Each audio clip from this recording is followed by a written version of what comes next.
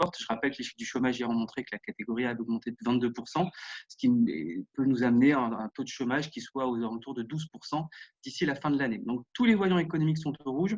Voilà pourquoi la question de la dette, justement, va être amenée à revenir sur le devant du débat public. Donc, du coup, est-ce qu'il faut s'en inquiéter? Je vais faire une bonne réponse d'universitaire pour faire plaisir à Frédéric. Je vais vous dire oui, non et pourquoi. Premièrement, la dette publique, pourquoi est-ce qu'il faut s'en inquiéter? Il faut savoir d'une chose, c'est que d'un point de vue purement économique, la dette publique, en fait, est reliée à deux concepts qui sont assez clairs et qui sont assez prégnants dans nos sociétés, qui sont la souveraineté et l'amortissement économique. Premièrement, le concept d'amortissement, on le doit à un économiste qui s'appelle Musgrave, qui en fait avait montré que la dette était un outil qui permettait d'être un coussin d'air, un coussin d'amortissement, tout simplement. Dès que vous avez une chute de votre activité, c'est ça qui permet de pouvoir déclencher différents minima sociaux, qui permet de déclencher tout simplement une panoplie d'outils économiques et sociaux qui vous permettent en fait de faire en sorte que votre activité et votre population restent au-dessus d'un certain niveau de vie. C'est ce qu'on a vu dernièrement pendant la crise du Covid-19, c'est tous les éléments qui ont été déclenchés relatifs au chômage partiel, au report de charges, etc., etc. Donc la dette, en fait, est un outil qu'on peut se permettre de sortir justement dans les moments de crise grave. On l'a bien vu et c'est pour ça qu'une dette très faible en amont d'une crise permet justement de réagir très fortement en aval et pendant une crise. C'est ce qui s'est passé par exemple avec l'Allemagne qui avait une dette à moins de 65% de son PIB et qui a pu permettre justement de développer des outils fiscaux et économiques absolument faramineux pendant la crise. En 2008, ça avait été exactement la même chose. L'Allemagne avait été un pays qui avait pu redémarrer très rapidement parce que justement, ils avaient une dette publique très faible qu'ils avaient pu augmenter de manière très exponentielle, mais sur un temps très réduit. Donc du coup, premièrement, une dette publique très forte, ça ampute notre capacité à pouvoir justement nous endetter très fortement sur un instant donné pour répondre à une crise. Ensuite, il y a le volet souveraineté. Souveraineté, pourquoi? Parce que la dette publique, le petit mécanisme, comment ça fonctionne, c'est que tous les lundis matins, vous avez une agence publique qui s'appelle France Trésor. Son but statutaire est justement de gérer la dette publique de la France. Elle va emprunter de l'argent public, elle va emprunter de l'argent privé sur les marchés privés, sur les marchés financiers un peu à travers le monde. Je synthétise, mais je fais pour aller au plus proche. Il faut savoir que chaque semaine, du coup, pourquoi est-ce qu'elle emprunte? Tout simplement pour financer à la fois les allocations sociales, les investissements de l'État et la masse salariale. Cet investissement-là, il est régi par quoi? Par un taux d'intérêt. Le taux d'intérêt est défini par le marché.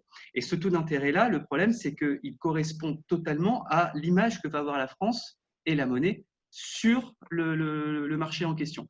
Ce taux-là, du coup, la France est dépendante de cet endettement hebdomadaire. Mais par contre, elle ne maîtrise pas du tout ce taux d'intérêt-là. Donc le problème, c'est que le jour où le taux d'intérêt risque d'augmenter, la charge de la dette liée justement à cet endettement-là va lui aussi augmenter. La Banque de France estime qu'une augmentation d'1% du taux d'intérêt sur la charge de la dette française entraînerait une augmentation de 2 milliards d'euros par an sur cette dette-là. Donc, c'est-à-dire que vous avez quelque part une dépendance qui est liée justement au fait de récolter de la dette chaque semaine, et cette dépendance-là est régie par un taux d'intérêt que vous ne maîtrisez pas du tout. Donc, d'où le côté souveraineté. Donc, c'est pour ça que vous avez beaucoup d'économistes qui avancent des discours disant qu'il faut absolument maîtriser la dette. Pourquoi? Parce qu'on maîtrise quelque part notre dépendance à l'étranger. Il faut savoir que la dette française est détenue à plus de 65% par des acteurs qui sont non résidents. Donc, c'est-à-dire que tous les fantasmes qui existent sur le fait de non rembourser la dette, le fait de dire on va réquisitionner la dette, on va réquisitionner les créditeurs, ça ne marchera absolument pas parce que la plupart du temps, on ne sait pas nominément, la France Trésor le sait, mais la plupart des gens ne savent pas à Bercy qui détient justement cette dette-là et ce sera très difficile pour eux justement de ne pas engager cette créance-là. Donc, du coup, c'est pour ça que le risque de plus votre dette augmente, plus vous avez un risque de défaut qui peut exister, lié justement à une forte augmentation du taux d'intérêt sur la dette qui pourrait en fait tout simplement restreindre, là encore, nos perspectives d'endettement. Si demain, nous avons des perspectives d'endettement qui sont restreintes, c'est tout simplement le rythme de vie de l'État français et quelque part l'économie française qui, du coup, sera privée de capitaux privés, pour le coup, et qui, du coup, lui empêchera de fonctionner de façon habituelle. Un dernier chiffre, il faut savoir que il y a quelque chose qu'on entend souvent, on dit on remboursera jamais cette dette, etc. Il y a une convention fiscale qui existe depuis la fin du 19e siècle qui fait qu'en fait, aucun État ne rembourse jamais sa dette. Ce que l'État paye, ce que l'État rembourse chaque mois, c'est les intérêts liés à la dette. L'État, ce que font chaque État quand il s'endette auprès justement d'organismes extérieurs, c'est qu'il roule la dette. C'est-à-dire qu'en fait, l'État va emprunter une somme X sur 7 ans, il va réemprunter cette même somme X 7 ans plus tard, et en fait, il s'engage justement à payer des forts taux d'intérêt, de fortes charges de la dette sur cette dette-là, mais l'État ne rembourse jamais la dette de facto. Pourquoi? Parce que tout simplement, en fait, l'État a un horizon de vie qui est immortel, l'État est infini par construction administrative, et donc du coup, l'État peut se permettre de s'endetter ad vitam aeternam. Et c'est pour ça que la question de la charge de la dette est beaucoup plus importante que la question de la dette en elle-même. C'est pour ça que ce sont les indicateurs absolument à regarder quand vous regardez chaque projet de loi de finances. Ça permet de voir de combien est amputée chaque année la capacité de dépense de l'État. Chaque année, justement, l'État alloue 41 milliards en moyenne au remboursement uniquement des taux d'intérêt de la dette. Donc ces 41 milliards d'euros-là, je vous conseille de regarder un peu ce que ça correspond en termes d'équivalent budgétaire.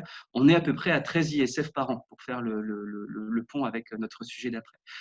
Donc imaginez, voilà, donc c'est pour ça que, ça c'est pour ma première partie de la réponse, c'est pour ça que la dette représente quelque part un danger pour lequel il faut absolument maîtriser. Ensuite, la deuxième, pour nuancer un peu mon propos, je dirais que la dette, et ça c'est un autre discours qu'on entend beaucoup, la dette publique c'est pas grave. On entend beaucoup l'analogie avec le cholestérol en disant effectivement il y a de la bonne et de la mauvaise dette. C'est pas vrai, la dette publique ça reste de la dette publique. Mais par contre, là où on peut se dire que le niveau d'endettement de la dette français n'est pas forcément quelque chose de totalement rédhibitoire, c'est parce que la dette française a un certain atout, la France a un certain atout, une certaine appétence à s'endetter, cet atout-là s'appelle l'euro. La France fait partie d'un ensemble économique et monétaire intégré et permet en fait, grâce à la Banque centrale européenne et à la crédibilité d'une monnaie commune qui est l'euro, de pouvoir justement continuer à s'endetter à des niveaux absolument records, à des taux d'intérêt qui soient relativement faibles. Je m'explique. Si jamais la France n'appartenait pas justement à la zone euro pendant la période dans laquelle nous vivons, la France serait déjà sous tutelle administrative du FMI. Si la France n'appartenait pas à un ensemble de pays qui soit crédible et qui puisse justement lui aussi lever de la dette sur les marchés financiers, la France serait sous tutelle administrative du FMI. Je me répète, mais c'est important de le dire parce que l'euro aujourd'hui représente vraiment le meilleur actif que puisse avoir justement la France au vu de la façon dont l'État vit au-dessus de ses moyens. Et donc du coup, cette monnaie-là, qu'est-ce qu'elle fait? Contractuellement, il faut savoir que quand vous prêtez de l'argent à quelqu'un, vous êtes régi par un mécanisme psychologique qui fait que vous allez voir la confiance que vous allez accorder dans cette monnaie-là. Et la confiance, en fait, est totalement partagée parce que quand la France emprunte, la Grèce emprunte, l'Italie ou l'Espagne emprunte, on se dit, on ne regarde pas la situation de tel et tel pays de manière isolée, mais on regarde la situation de l'ensemble. Et vous avez un pays qui est à côté de la France, qui s'appelle l'Allemagne, qui est un pays qui est extrêmement crédible aux yeux du monde. Pourquoi? Parce que c'est un pays qui exporte énormément et c'est un pays surtout qui a un très faible endettement public. Et donc, du coup, quand la France s'endette sur les marchés étrangers, quand la France émet de la dette qui est rachetée après par certains acteurs, les acteurs, en fait, n'achètent pas de la dette française, ils achètent de la dette allemande, ils achètent de la crédibilité européenne. Et donc, du coup, c'est pour ça que ce taux d'endettement à 117, 120, peut-être même 150%, c'est pas quelque part quelque chose qui est une fin en soi, c'est pas quelque chose qui est négatif, parce qu'on aura toujours ce parapluie qui est la BCE et qui est justement la crédibilité de la monnaie. Donc c'est pour ça que le taux, il n'y a pas de taux d'endettement optimum. Patrick Artus a publié il n'y a pas très longtemps une excellente étude là-dessus, disant qu'il n'y a pas de taux d'endettement optimum, qu'il n'y a pas de taux d'endettement maximum, parce qu'en fait, on ne le connaît pas encore. Peut-être qu'il se situe à 200% du PIB, peut-être qu'il se situe à 500%, peut-être qu'il était à 10%, mais pour l'instant, on n'arrive pas justement à tendre là-dessus. C'est pour ça qu'il y a quelque part un tâtonnement qui est réalisé par la plupart des banquiers centraux et des gouvernements de chercher à augmenter cette masse critique de dette pour voir justement quel sera le point de non-retour. Donc, c'est pour ça, quelque part, le montant de la dette, il n'est pas grave parce qu'on appartient justement à cet espace économique européen. Pour nuancer un peu tout ça, donc on l'a vu, la dette publique, quelque part, elle ampute notre souveraineté, mais en même temps, ce n'est pas très grave parce que cette souveraineté est partagée entre différents pays européens. Là où ça risque d'être problématique, c'est dans les réponses qui sont amenées justement dans les prochaines semaines ou dans les prochains mois. Il y a une petite musique qui tourne qui dit que justement, vu que ce niveau optimal d'endettement n'est pas connu, on peut se permettre de l'augmenter ad vitam aeternam, et si jamais il y a un problème, c'est pas grave, la BCE rachètera toutes nos dettes. Et là, ce discours-là commence à être de plus en plus présent, et il est assez pernicieux, voire très dangereux justement pour notre économie. Pourquoi? Parce qu'une BCE, une Banque centrale européenne, qui récupérerait justement la plupart des dettes souveraines émises par les États, ça reviendrait tout simplement à créer de la monnaie sans aucune contrepartie économique derrière. Quand vous créez de la monnaie sans avoir créé de la richesse équivalente, si par exemple je vous donne 10 sans que vous ayez justement produit 10, on va créer de l'inflation, pour faire simple. Ce problème-là, c'est que plus justement la BCE va absorber ces dettes souveraines-là et plus la croissance sera atone, plus on va créer une distorsion entre la monnaie et la richesse. La pire crainte qu'on puisse avoir, c'est quoi? C'est premièrement soit un emballement de l'inflation, donc tout simplement l'augmentation du panier moyen, soit une augmentation tout simplement du prix des actifs, ce qu'on est en train d'observer aujourd'hui. Cet emballement du prix des actifs, ça sous-entend quoi? Ça sous-entend que n'importe quelle personne voulant investir, soit en bourse, soit dans un bien immobilier, se verra en fait tout simplement voir offrir une barrière à l'entrée et ne pourra pas justement accéder à ça. Donc ça veut dire quoi? Ça veut dire que la politique qui nous est promise par certains, justement, qui est ventilée par certains, de vouloir racheter toutes les dettes pour pouvoir améliorer les comptes publics français, elle créerait tout simplement une barrière à l'entrée, empêchant aux plus jeunes et aux plus précaires de pouvoir accéder à la fois à la propriété ou à la fois à l'investissement.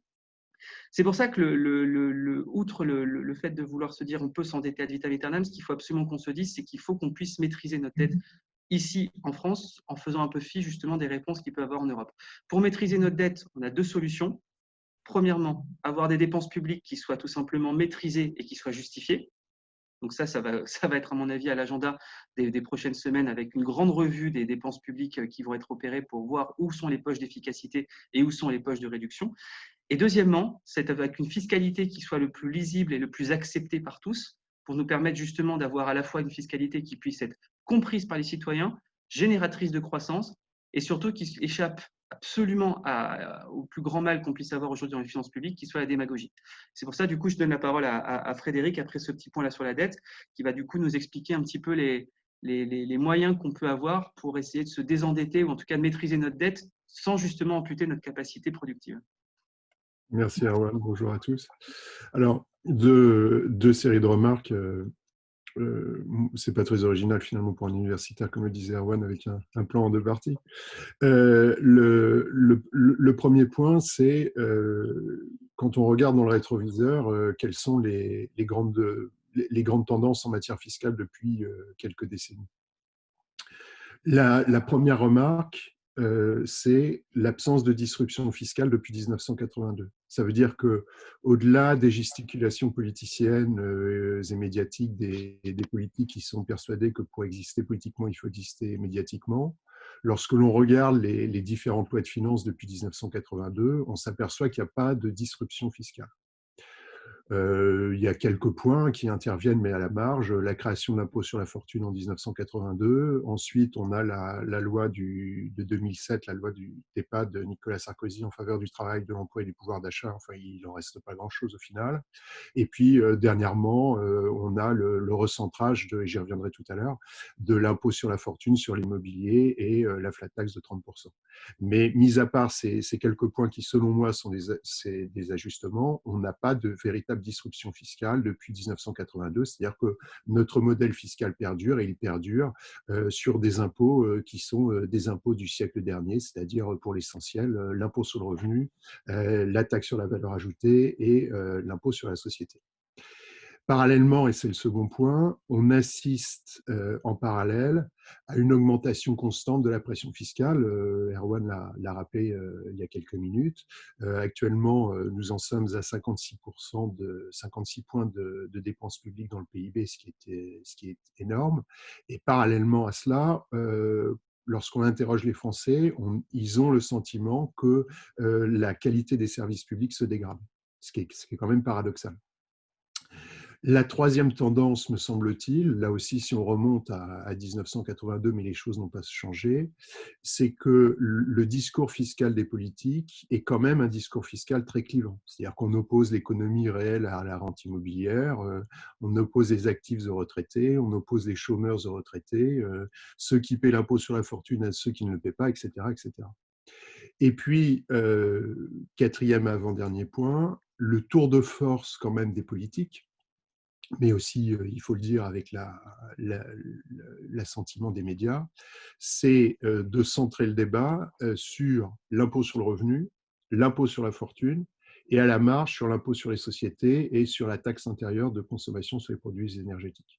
Ça, c'est ce qui se voit, c'est-à-dire l'IR, l'impôt sur la fortune, à la marge l'IS et la TICPE lorsqu'on a une hausse à la pompe. Bon. Or, en réalité, ce qui est important, c'est surtout ce qui ne se voit pas, c'est-à-dire les impositions qui rapportent le plus, c'est-à-dire la TVA et la contribution sociale généralisée. Et puis tous les impôts dits de production qui, je crois que l'année dernière, ont dû rapporter 75 milliards d'euros à l'État, c'est-à-dire beaucoup plus que l'impôt sur les sociétés. Et puis dernière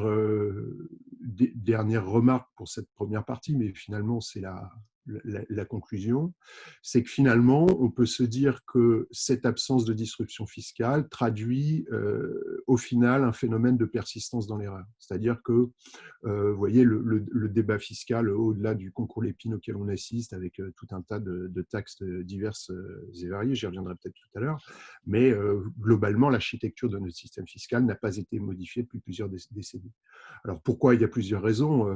C'est dû au fait que les politiques sont tous formatés sur le même modèle et que finalement, au final, on arrive à un phénomène d'entre-soi qui fait que les personnes réussissent à se convaincre de la véracité de leurs propos. Il y a différentes raisons. Et puis, il y a aussi le fait que probablement, le temps d'un quinquennat n'est pas le temps nécessaire à une grande réforme fiscale d'ampleur, c'est-à-dire une réforme qui consisterait à remettre à plat la totalité de notre système fiscal. Voilà les constats que je voulais vous livrer aujourd'hui. Alors ensuite, et pour en arriver au vif du sujet, quelles sont les pistes de réforme fiscale qui sont envisageables? Parmi ces pistes, je pense il y a deux options, celle qui me semble mauvaise, on pourra en reparler tout à l'heure, et puis à l'inverse, celle qui me semble préférable. Alors, la première idée qui pour moi est une mauvaise idée, c'est le fameux retour de l'impôt de solidarité sur la fortune, avec deux aspects. Le premier aspect, c'est un aspect de politique fiscale. Est-ce que l'impôt sur la fortune est une bonne chose? Je suis convaincu que sous l'angle de la politique fiscale, c'est une mauvaise chose, au-delà des signaux politiques qui peuvent être envoyés par les uns et les autres. D'un point de vue économique, et Erwan pourra nous dire ce qu'il en pense peut-être tout à l'heure, mais je pense que d'un point de vue économique, c'est une mauvaise chose. Avec cet impôt sur la fortune, la France est à rebours, comme souvent, des principaux pays et surtout de tous nos voisins européens, à part quelques exceptions du style Liechtenstein, Norvège et puis certains cantons suisses. Donc je pense que du point de vue de la politique fiscale, l'impôt sur la fortune, c'est un repoussoir fiscal.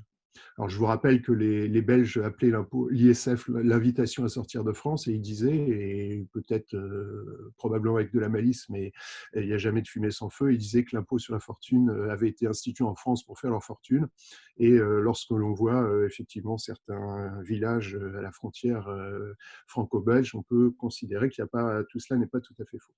Alors maintenant, sous l'angle de la technique fiscale, vous savez que l'impôt sur la fortune a été recentré sur l'immobilier.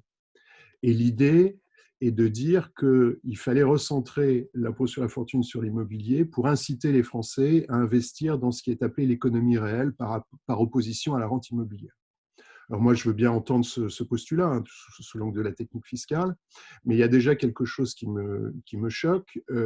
Pourquoi, à partir de là, sont exclus de l'assiette de l'impôt sur la fortune, s'il s'agit de taxer la rente, pourquoi sont exclus les jets? Alors c'est anecdotique, en France, il n'y a que 227 jets qui sont immatriculés en France, les yachts, il n'y en a plus que 50, mais les voitures de luxe, les œuvres d'art, les lingots d'or, les bijoux, etc., tout ça échappe à l'impôt sur la fortune.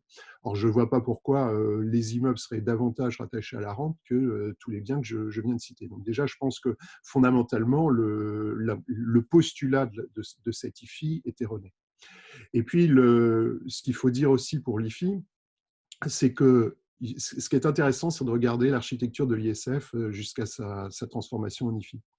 En matière d'ISF, la dernière campagne d'ISF, on avait 70% des foyers fiscaux qui avaient un patrimoine compris entre 1,3 et 2,4 millions, et puis les 30% restants avaient un patrimoine supérieur à 2,4 millions. Concrètement, quand vous avez un patrimoine entre 1,3 million et 2,4 millions, généralement, votre patrimoine est pour l'essentiel composé d'immobilier avec une très grosse part pour votre résidence principale.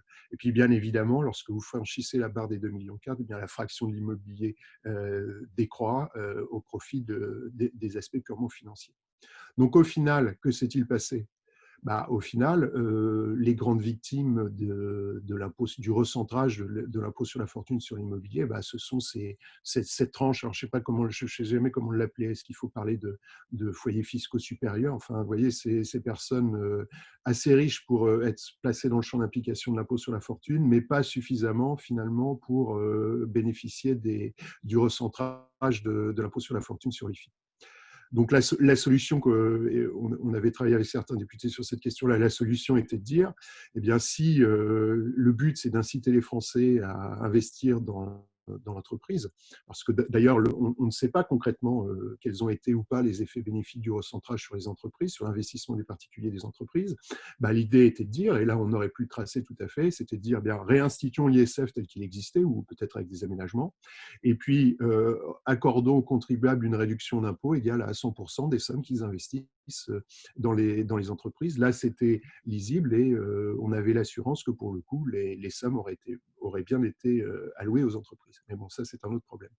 Et puis, je crois que fondamentalement, et j'en terminerai là-dessus sur l'impôt sur la fortune, il y aurait d'autres choses à dire, mais le véritable problème de l'impôt sur la fortune en France, c'est son taux.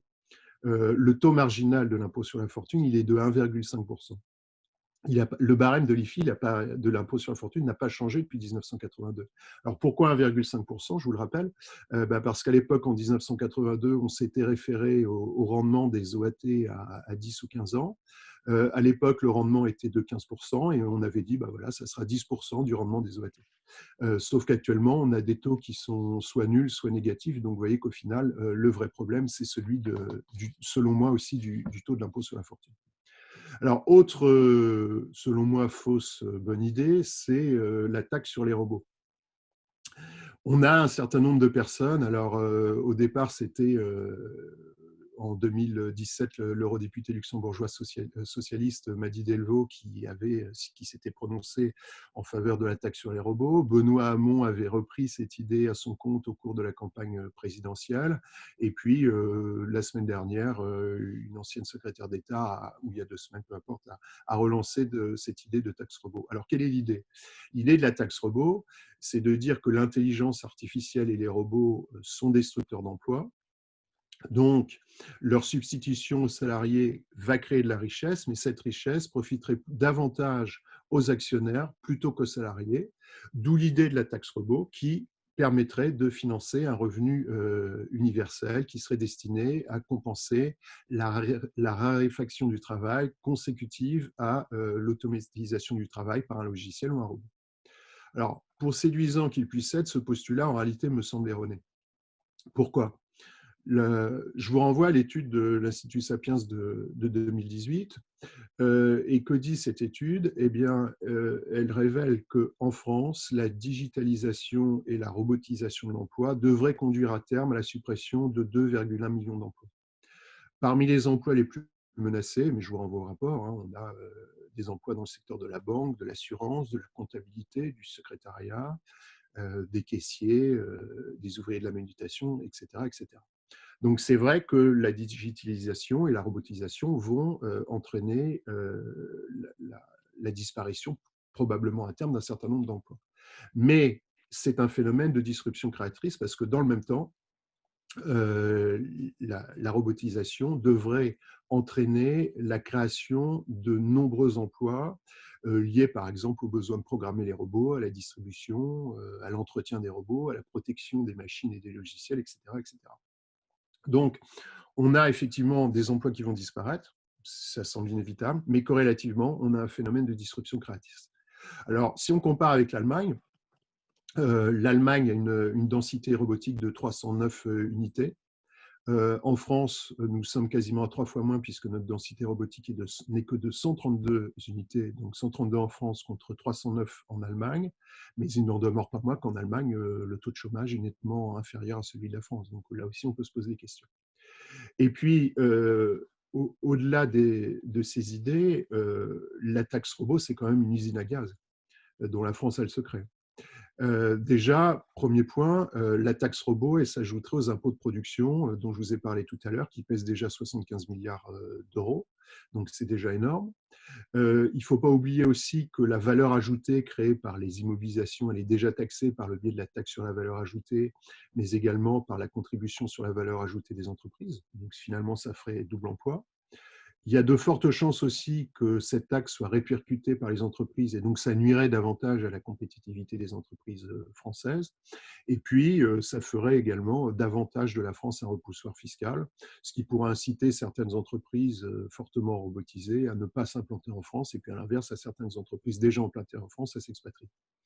Et puis, il y a aussi un problème de fond qui est de déterminer, qui serait de déterminer à partir de quel stade un robot pourrait être considéré comme étant suffisamment intelligent pour mériter d'être taxé. Alors là, c'est une véritable difficulté parce que pour l'instant, en tout cas, je ne sais pas comment déterminer si le robot est suffisamment intelligent pour être taxé. Je vous donne deux exemples. Prenez un monnayeur automatique et une voiture autonome. Bon, on se dit qu'a priori, la voiture autonome est beaucoup plus intelligente que le monnayeur automatique. Ben, finalement, j'en suis pas persuadé parce que je suis pas persuadé qu'on puisse raisonner comme ça par comparaison parce que finalement, chacun d'eux a été conçu pour une utilité particulière et à partir du moment où il répond à cette utilité, ben, on peut considérer qu'il est suffisamment intelligent. Vous voyez, il y a tout un tas de problèmes. J'avance parce que je vois que le temps passe et il faut ensuite laisser du temps au débat. Et alors, troisième fausse bonne idée, c'est la taxe GAFA. Pour diverses raisons. Alors déjà, je ne sais pas si vous avez vu la semaine dernière, le Bercy a communiqué en disant que déjà à la base, on pensait que ça rapporterait entre 400 et 500 millions d'euros, mais selon les premières estimations, le rendement ne serait entre guillemets que de 350 millions d'euros au titre de l'année 2020. Et vous savez que pour l'instant, en tout cas, le recouvrement de cette taxe est gelé. Pourquoi? Parce qu'on a des problèmes au niveau de l'OCDE avec ce serpent de mer sur la taxe sur les fameux GAFA. On a des problèmes de mesures de rétorsion prises par les États-Unis à l'encontre de la France. Et au final, est-ce que ça ne serait pas l'arroseur arrosé parce que est-ce que nos fleuros français ne risqueraient pas d'être davantage pénalisés qu'ils ne le sont actuellement? Donc tout ça pose un tas de difficultés. Alors, quelles sont les pistes qui sont envisageables? Il y en a deux, selon moi. La première, c'est ce qu'on a appelé la contribution fiscale généralisée. Alors, qu'est-ce que la contribution fiscale généralisée? L'idée est de fusionner l'impôt sur le revenu et les prélèvements sociaux, donc IR, CSG, CRDS et prélèvements de solidarité, pour arriver finalement à une imposition unique, mais imposition unique qui présenterait les particularités suivantes par rapport à l'impôt sur le revenu tel que nous le connaissons, c'est-à-dire qu'il n'y aurait plus de notion de foyer fiscal, donc vous voyez, on se rapprocherait plus des prélèvements sociaux que l'impôt sur le revenu, et toutes les niches fiscales seraient supprimées. Et au final, on arrive à un système qui serait le suivant. On arriverait avec un impôt unique avec 3 tranches, mais attention, qui ne seraient pas des tranches progressives.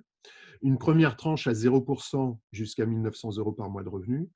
Une deuxième tranche à 12% pour des revenus compris entre 1 900 et 5 000 euros par mois. Et une troisième tranche à 25 ou 30% au-delà de 5 000 euros par mois. Alors, quel pourrait être l'intérêt de cette contribution? C'est déjà que l'impôt serait beaucoup plus lisible parce qu'on supprimerait toutes les niches fiscales, on supprimerait tous ces problèmes de calcul, de quotient familial, de plafonnement des effets du quotient familial, etc. etc. Et concrètement, on a 22 millions de Français qui perçoivent moins de 1 900 euros par mois. Donc, ça voudrait dire que ces 22 millions de Français seraient totalement exemptés d'impôt sur le revenu, ce qui, pour le coup, leur redonnerait véritablement du pouvoir d'achat. La tranche à 12% devrait concerner, selon les estimations, environ 5 millions de foyers. Et puis, le surplus donc, serait dans la tranche marginale. Donc ça, c'est la première idée. Et puis surtout, seconde idée sur laquelle je travaille actuellement et qui me semble être la plus prometteuse, ce serait finalement de remplacer tous les impôts qui sont perçus actuellement par l'État par une taxe unique qui serait une microtaxe de 0,5% sur toutes les transactions électroniques.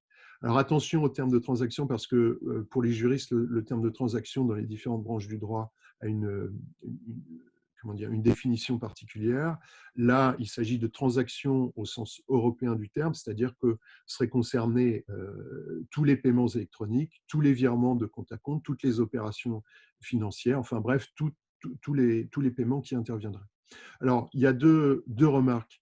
La première, alors vous allez me dire quel serait le rendement. Alors, pour l'instant, là, je suis extrêmement prudent parce que j'ai eu plusieurs évaluations qui convergent, mais je n'ai pas de chiffre fiable pour l'instant. D'après ce qu'on a bien voulu me dire, une microtaxe de 0,5% sur toutes les transactions électroniques rapporterait 2 fois plus que tous les impôts qui seraient prélevés actuellement par l'État. Ce qui voudrait dire que ça permettrait bien évidemment de rapporter autant. Et puis, pour rebondir sur le sujet dont Erwan vous a parlé il y a quelques minutes, ça permettrait aussi progressivement de tenter d'épurer la dette si tant est que l'État ne dépense pas davantage. Mais ça, c'est un autre problème. Donc, ça appellerait quand même à faire preuve de rigueur. Et puis, je pense que cette microtaxe sur les transactions électroniques aurait quand même un certain nombre de vertus. La première, c'est que et on l'a vu d'ailleurs avec le Covid-19, c'est qu'au final, elle revient quasiment à interdire tous les paiements en espèces, obligeant les Français à recourir à des paiements électroniques. Ça limite par là les risques de fraude. Ça limite tout risque de calcul parce que finalement, c'est assis sur quoi? C'est assis sur le montant de la transaction. Donc là aussi, l'assiette est facilement lisible. Ça redonne aussi beaucoup de pouvoir d'achat à tous les Français parce que finalement, vous faites l'économie des principaux impôts qui sont payés par les Français pour une taxe qui, me semble-t-il, au final, serait relativement indolore. C'est 0,5%, je le répète. Donc, vous voyez, je pense qu'il y a quand même un certain nombre de pistes à creuser, notamment cette microtaxe sur les paiements électroniques. Alors, j'abrège là parce que je vois qu'il est 10h20. Si on veut laisser peut-être un peu de temps aux questions et aux échanges avec les participants, il faut peut-être que je m'arrête à ce stade-là. Merci beaucoup à tous les deux. J'ai une première question. On est d'accord que la première taxe remplace à la fois la CSG et l'IR. Hein. Oui. Elle remplace l'impôt sur le revenu, la CSG, la CRDS et le prélèvement de solidarité. Oui, c'est ça. D'accord, merci. Donc, finalement, à 25%, on est quand même, on n'est pas dans un taux qu'on peut connaître aujourd'hui. Non, si on raisonne sur le flat tax qui est à 30, qui inclut l'IR et les prélèvements sociaux, on a 17,2 de prélèvements sociaux. On a quand même 5 points d'écart entre ce qui existe actuellement, par exemple, sur les dividendes et ce modèle. D'accord. Et dans les simulations avec les niches fiscales qui disparaissent, qui pour les particuliers doivent être de l'ordre de trentaine de milliards, c'est ça, 35 milliards Oui. D'accord. Donc, en fait, on compense la baisse des impacts de la niche fiscale par un taux inférieur au total, quoi. Oui, c'est ça. C'est-à-dire que l'exonération dont bénéficie la plus grande partie, c'est-à-dire celle qui serait dans la tranche à 0%, en fait, est compensée par la suppression pure et simple de toutes les niches fiscales.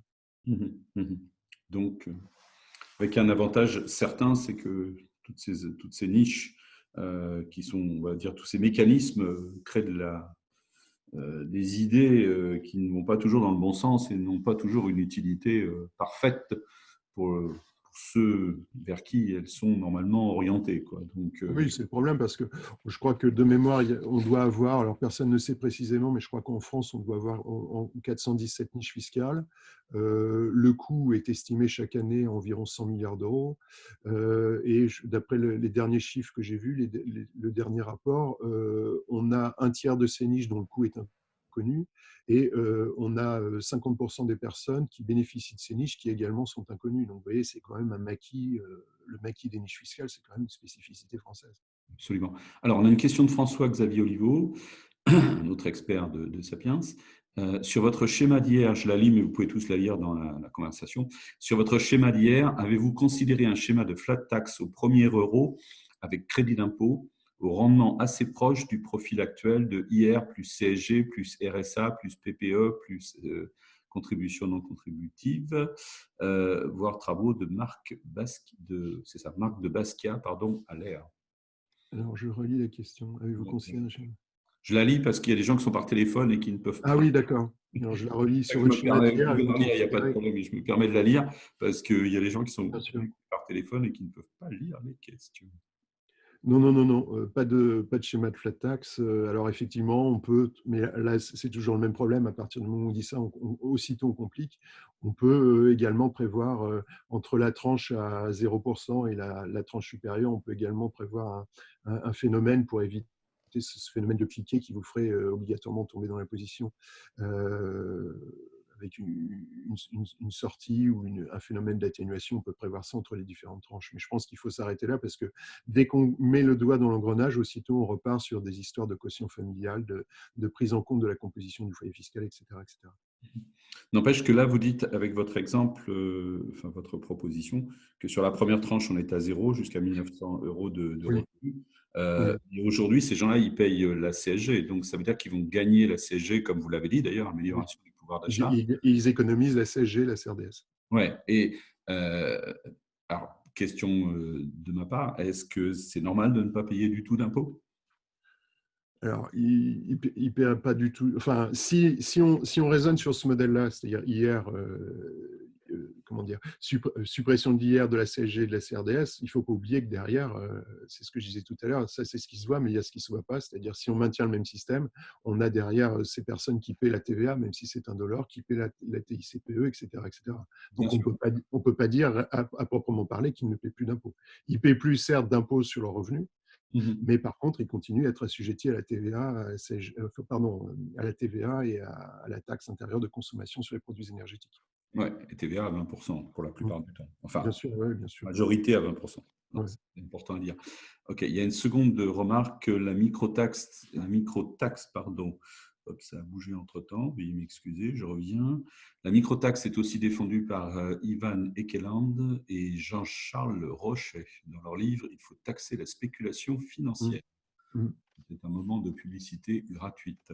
Alors, et puis, on a Nicolas qui nous dit la microtaxe serait-elle un impact sur l'organisation de l'administration fiscale? Point d'interrogation. Un besoin moindre de vérificateurs, par exemple, économie de dépenses publiques. Alors oui, indéniablement, ça appellerait quand même à refondre profondément là aussi les services fiscaux, mais c'est déjà ce qui se passe depuis quelques années, notamment avec ce qu'on appelle le prélèvement à la source, qui selon moi n'en est pas un, mais c'était finalement aussi à terme l'objectif de cette réforme. Ça permettrait de recentrer l'action des agents de l'administration sur davantage de missions de contrôle. Alors, je ne parle pas de missions de contrôle en matière fiscale, mais par exemple en matière sociale. Je ne sais pas si vous avez vu les chiffres sur la fraude sociale qui semblent être considérables. Ça permettrait, je pense, de recentrer davantage l'action de ces agents sur cette recherche de lutte contre la fraude, notamment la fraude sociale, parce que je pense que la microtaxe sur les paiements, au final, rend très difficile la fraude. Absolument. Et puis, on est, dans ces éléments que vous citez, on est complètement dans la retenue à la source. Donc, oui, en plus. Oui. Et ça devient... OK. D'autres remarques, d'autres questions? Je crois qu'il y a une remarque sur la crise sanitaire. Peut-être que tu peux la lire.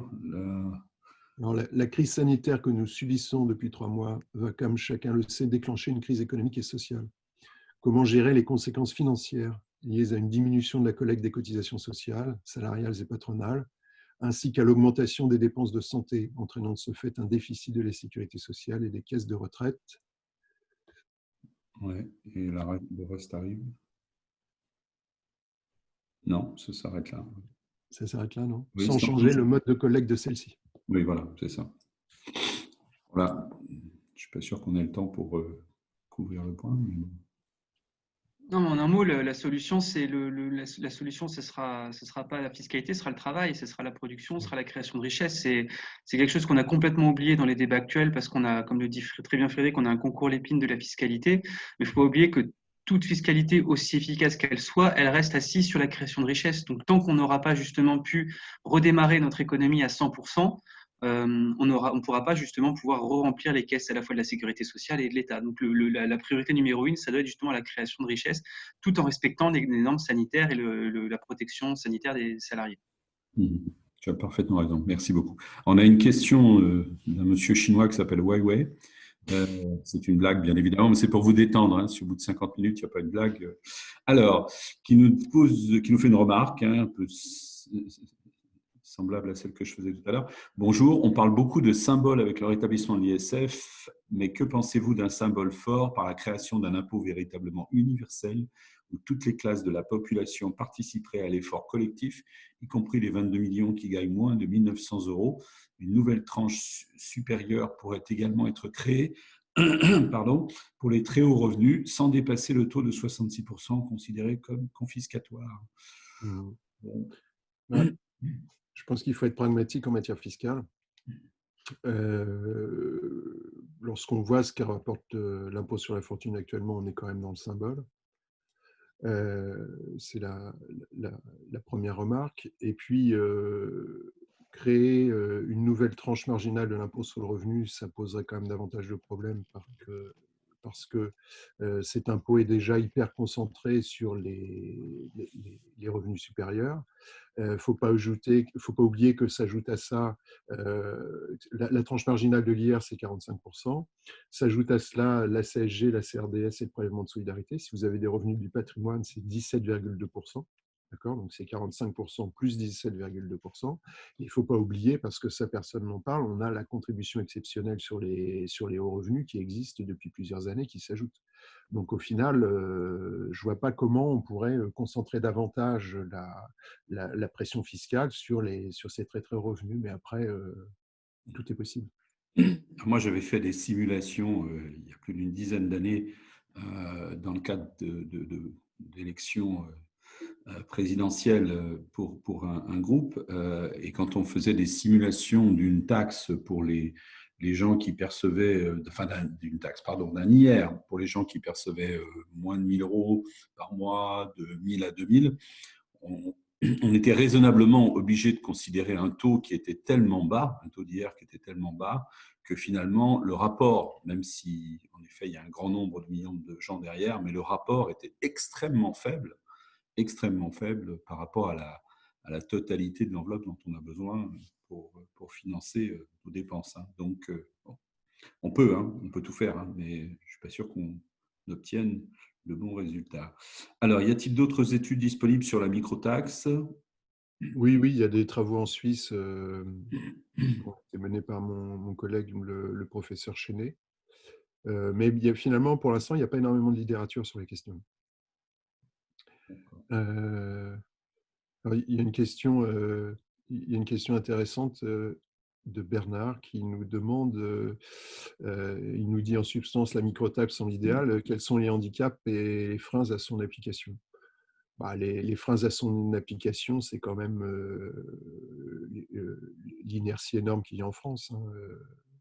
Je pense que c'est une réforme qui pourrait être mise en place de façon assez simple, mais compte tenu, encore une fois, de ce que je vous disais tout à l'heure, du temps d'un quinquennat, je ne suis pas persuadé que ça s'y prête, sauf à, dès le départ, mettre en œuvre cette réforme. On a une question qui est tout à fait d'actualité, la toute dernière, là, sur la fiscalité verte, c'est ça? Comment sont les réflexions sur le verdissement de la fiscalité? Bon, y a-t-il des avancées possibles suite à la Convention citoyenne pour le climat? Quid d'une taxe carbone européenne dans le Green Deal? Oui, là aussi, tout est possible. Alors, tout ça est paradoxal parce que le gouvernement nous dit qu'il faut laisser nos véhicules dans nos garages, mais parallèlement, il fait tout pour nous inciter à acheter des véhicules. Vous voyez, tout ça ne me semble pas très lisible, en tout cas. Donc, il faudrait. Je suis toujours assez réservé sur ces questions de fiscalité verte qui, pour moi, servent surtout d'alibi à une augmentation de la pression fiscale. Absolument. Et puis, on a une remarque de Florence. La pression sociale sur la partie additionnelle des hauts revenus amène certains à ne travailler que 3 ou 4 jours par semaine, démobilisateur, pardon, et invisible. Je suis d'accord. Oui, effectivement, il y a des phénomènes d'évitement qui sont liés à ça, hein, c'est indéniable. On connaît tous des personnes qui font le choix de ne travailler que 3 ou 4 jours par semaine, justement pour éviter ça. Donc finalement, c'est là aussi assez paradoxal comme résultat. Mhm. Et une autre question de François-Xavier. À combien estimez-vous l'assiette de la microtaxe? Y a-t-il... Alors, c'est Vas-y, ça, c'est ça le problème actuellement, c'est que j'ai pas de chiffres précis, d'évaluation précise sur ce que pourrait être finalement l'assiette de la microtaxe. Il y a plusieurs associations qui travaillent sur cette question qui m'ont envoyé leur simulation. Et c'est ce que je vous disais tout à l'heure, les différentes simulations convergent, c'est-à-dire qu'avec un taux de 0,5, ils aboutissent tous au double des recettes fiscales actuellement perçues par l'État. Mhm. On est d'accord. Et puis, une petite question qu'il a ajoutée. Y a-t-il des problèmes techniques quant à la collecte de cette taxe ou des risques de délocalisation d'activités de marché? C'est ce qui s'est passé pour certaines activités à la marge. Vous vous rappelez la taxe sur le trading haute fréquence, hein, qui avait été instituée Ouais. par Nicolas Sarkozy. On a eu un référé de la Cour des comptes il y a 2 ans en disant que le produit de cette taxe était nul parce que tout simplement le trading haute fréquence c'est délocalisé. Mais je pense que ce genre de phénomène, si la microtaxe est instituée, ne jouera qu'à la marge pour ce type d'activité. Et Mhm. pour tout le reste, de toute façon, on sera dans son périmètre. Et puis pour le recouvrement, finalement, il serait comparable au recouvrement de la TVA tel que nous le connaissons ou au paiement des prélèvements sociaux par les différents organismes et par les employeurs. Donc fondamentalement, si vous voulez, toute la structure et tous les mécanismes existent déjà. Il suffirait de les transposer purement et simplement à la microtaxe sur les paiements. Ouais, quelqu'un qui a posé une question à partir du Huawei, ma blague de tout à l'heure, qui nous dit: merci pour votre réponse. L'objet de ma proposition était justement d'ordre purement symbolique, hein, l'idée d'avoir taxé tout le monde, y compris les gens qui ont des revenus très très faibles. La création d'une tranche inférieure ne résoudrait pas en effet nos problèmes. Nous sommes tout à fait d'accord. Merci. Et puis une dernière question de Robert Charby. Les faits l'affaire ne risquent-ils pas de jouer avec la microtaxe? Autrement dit, une réduction de l'assiette fiscale escomptée par évasion ou désincitation et donc de l'impôt prélevé. Non, je ne crois pas, parce que si on vous dit on supprime tous les impôts que vous connaissez actuellement, IR, IS, prélèvements sociaux, etc., et on les remplace par une simple microtaxe de 0,5%, je ne suis pas persuadé que ça soit des incitatifs, bien au contraire, hein, ça inciterait justement les gens peut-être ceux qui peuvent tout du moins, à travailler davantage. Je ne suis pas persuadé qu'il y ait davantage d'évasion ou de désincitation qu'actuellement. Et au contraire, ça pourrait même faire de la France un paradis fiscal. Ouais, je suis assez d'accord, enfin, pour avoir Mm. eu des responsabilités qui me plaçaient dans ces catégories. Je pense qu'au contraire, là, ce sera un système beaucoup plus clair, beaucoup plus lisible, beaucoup Bien sûr, plus bien sûr. facile, beaucoup plus. On ne serait pas en train de se stresser. Vous allez me dire que c'est une problématique de riches, et vous avez raison de le dire.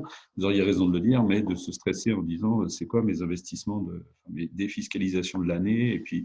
Parce qu'on parle beaucoup de défiscalisation et d'effets sur notre impôt, ce qui est une réalité, mais il y a aussi la réalité des redressements, des pertes de valeur. Hein. Je ne vais pas faire la liste des investissements, des niches fiscales pardon, que j'ai pu utiliser dans ma vie, mais j'en ai quand même quelques-unes qui m'ont coûté plus d'argent qu'elles ne m'en ont rapporté parce que la valeur de l'investissement a complètement fondu au fil des années, y compris dans des grands établissements. Allez. Il y a une question aussi qui est intéressante de FX Olivo qui nous dit Oui. sur la microtaxe, il a bien cumulé les prélèvements. Oui, si un produit donne lieu à 20 transactions avant d'être vendu au consommateur, les 20 fois 0,5 se cumulent bien sur le prix final, contrairement à la TVA. Oui, bien sûr. La TVA, c'est un impôt sur la taxe sur la valeur ajoutée qui est au final est supporté par le consommateur. Là, la microtaxe s'applique, c'est-à-dire qu'elle est cumulative, comme vous le soulignez fort justement, c'est-à-dire qu'elle s'applique à chaque transaction. Chaque transaction. OK. Bien, il est 9h57, on ne veut pas dépasser 10 heures. Merci beaucoup à vous deux. J'ai une dernière question pour vous, Frédéric. Est-ce que vous pensez, est-ce que vous avez le sentiment, sur la base des discussions que vous avez évoquées tout à l'heure avec certains parlementaires et autres, est-ce que vous avez le sentiment que votre projet peut aboutir? Ou est-ce que les freins sont tels que… J'aimerais bien qu'il On aboutisse. ne peut rien prévoir, hein. On est dans un monde d'êtres humains. Donc, Tout est possible. Nous sommes dans une société de zapping généralisé, mais je pense qu'il y a quand même une force d'inertie énorme. Donc, mais bon, il ne faut pas désespérer. J'espère que ça aboutira un jour. d'accord. Mais il y a de l'accueil en même temps, c'est ce que vous nous Oui, expliquez. bien sûr, il y a un certain nombre de personnes qui, bien évidemment, sont réceptives. D'accord, très bien. Merci beaucoup, Erwan. Merci beaucoup à Frédéric. Un plaisir, à bientôt. Passez Merci à ensuite, tous. voilà, on repart avec des idées extrêmement concrètes qu'on va pouvoir méditer. Et puis, n'hésitez pas, si vous avez des travaux, vous voyez passer des travaux qui peuvent intéresser Frédéric, n'hésitez pas à lui envoyer. Voilà. Oui, avec grand plaisir. Merci et rendez-vous à notre prochain Café Sapiens. Bonne journée à tous. Merci.